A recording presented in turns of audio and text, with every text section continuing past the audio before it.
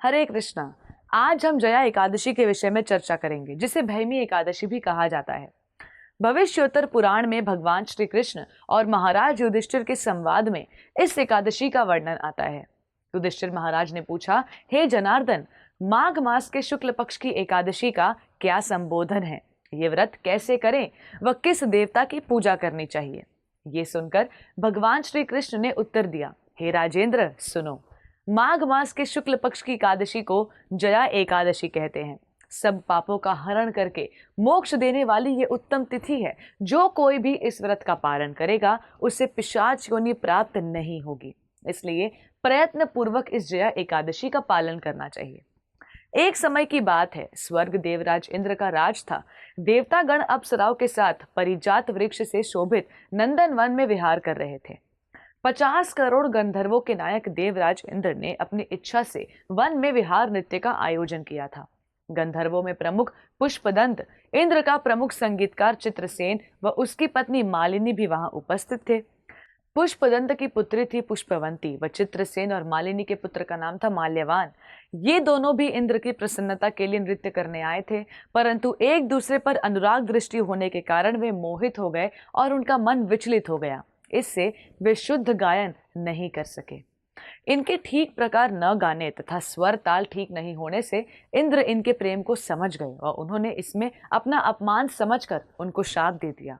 इंद्र ने कहा, हे मूर्खो, तुम दोनों पतित हो। तुमने मेरी आज्ञा का उल्लंघन किया है, इसलिए तुम्हारा धिक्कार है। अब तुम दोनों पति पत्नी के रूप में मृत्यु लोक में जाकर पिशाच रूप धारण करो और अपने कर्मों का फल भोगो। इंद्र का ऐसा शाप सुनकर वे अत्यंत दुखी हुए और हिमालय पर्वत पर दुख पूर्वक अपना जीवन व्यतीत करने लगे। उन्हें गंध, रस तथा स्पर्श आदि का कुछ ज्ञान नहीं रहा। वहां उनको महान दुख मिल रहे थे। उन्हें एक क्षण के लिए भी निद्रा नहीं आती थी। उस जगह अत्यंत शीत था, इससे उनके रोंगटे खड़े रहते और मारे शीत के दांत बचते रहते। एक दिन पिशाच ने अपनी स्त्री से कहा कि पिछले जन्म में हमने ऐसे कौन से पाप किए थे जिससे हमको ये दुखदायी पिशाच योनि प्राप्त हुई। इस पिशाच योनि से तो नरक के दुख सहना ही उत्तम है। अतः अब हमें किसी प्रकार पाप कर्म नहीं करना चाहिए तथा पूर्ण प्रयत्न से इससे छुटकारा पाना चाहिए। इस प्रकार विचार करते हुए वे अपने दिन व्यतीत कर रहे थे। दैत्य योग से तभी माघ मास में शुक्ल पक्ष की जया एकादशी आई। उस दिन उन्होंने कुछ भी भोजन नहीं किया और न कोई पाप कर्म किया, फल फूल भी नहीं खाया। दुख से व्याकुल होकर सूर्यास्त तक वे पीपल के वृक्ष के नीचे बैठे रहे। उस रात को अत्यंत ठंड थी, इसलिए उनको निद्रा भी नहीं आई। हे राजन, जया एकादशी के उपवास और रात्रि के जागरण से दूसरे दिन प्रभात होते ही उनकी पिशाच योनि छूट गई व दोनों ने अपने पूर्व स्वरूप को प्राप्त कर अत्यंत सुंदर गंधर्व और अप्सरा की देह धारण कर सुंदर वस्त्राभूषणों से अलंकृत होकर स्वर्गलोक को प्रस्थान किया। उस समय आकाश में देवता उनकी स्तुति करते हुए पुष्प वर्षा करने लगे। स्वर्गलोक में जाकर उन दोनों ने देवराज इंद्र को प्रणाम किया। इंद्र इनको पहले के रूप में देखकर अत्यंत आश्चर्यचकित हुआ और पूछने लगा कि तुमने अपने पिशाच योनि से किस तरह छुटकारा पाया, सब बतलाओ। माल्यवान बोले, हे देवेंद्र, भगवान विष्णु की कृपा और जया एकादशी के व्रत के प्रभाव से ही हमारी पिशाच देह छूटी है।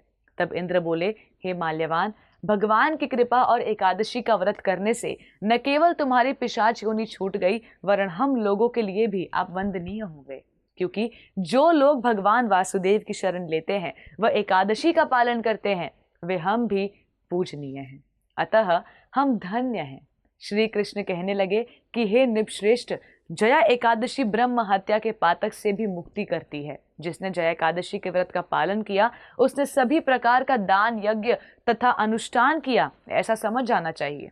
इसकी महिमा पढ़ने अथवा सुनने से अग्निष्टोम यज्ञ का फल प्राप्त होता है। वह इस व्रत को रखने वाले को वैकुंठ लोक की प्राप्ति होती है। भविष्योत्तर पुराण से माघ शुक्ल एकादशी या जया एकादशी का महात्म्य संपन्न हुआ।